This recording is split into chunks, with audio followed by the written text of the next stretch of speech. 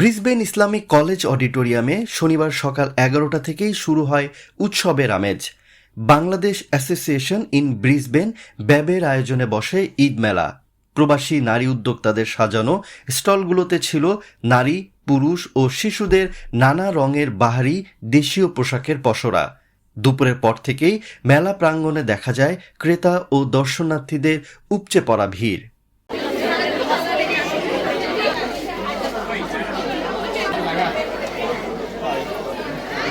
মেলার আনন্দঘন পরিবেশের মাঝেই বিকেল 5:30টায় শুরু হয় অনুষ্ঠানের মূল আকর্ষণ বিশাল ইফতার পার্টি, যেখানে অংশ নেন ব্রিসবেনে বসবাসরত প্রায় 800 প্রবাসী বাংলাদেশি। এই আয়োজনে কুইন্সল্যান্ডের পার্লামেন্টের স্থানীয় কয়েকজন এমপি সহ উপস্থিত ছিলেন কুইন্সল্যান্ড পুলিশের ঊর্ধ্বতন কর্মকর্তা, সিটি কাউন্সিলের মেয়র এবং অন্যান্য কমিউনিটির লিডার মিলিয়ে প্রায় 30 জন বিশেষ অতিথি।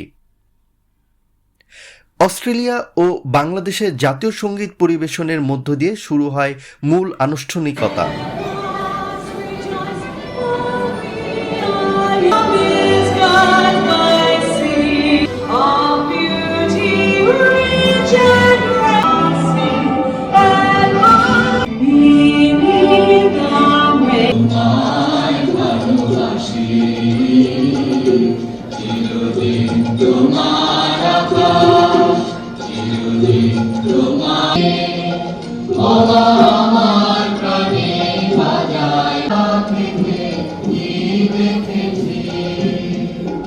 এরপর 1952 সালের মহান ভাষা শহীদ এবং সিডনির বন্ডাই বিচের মর্মান্তিক ঘটনায় নিহতদের স্মরণে পালন করা হয় 1 মিনিট নীরবতা।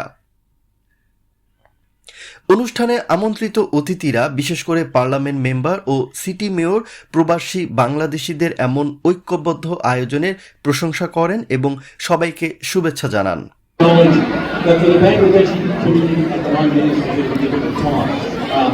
Obviously, as we've heard from Cameron, I echo your words, we've got difficult times in Australia. It's just a great honour to be here on this very, very special iftar dinner.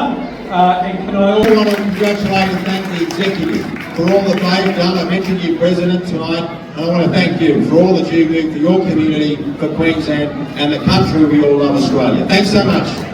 সবশেষে পবিত্র কোরআন তেলাওয়াত ও বিশেষ মোনাজাত অনুষ্ঠিত হয়।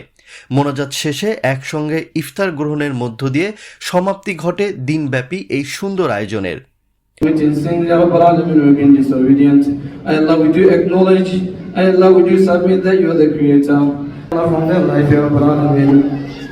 Allah, we're sitting here today with food in front of us. Here we're visualizing with our other people that don't have the idea used to eat here, but in their little kids.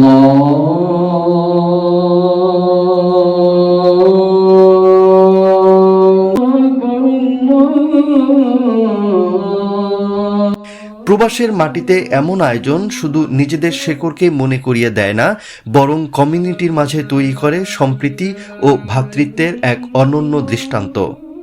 অস্ট্রেলিয়ার Brisbane থেকে Hasan Tanvir, Padma news.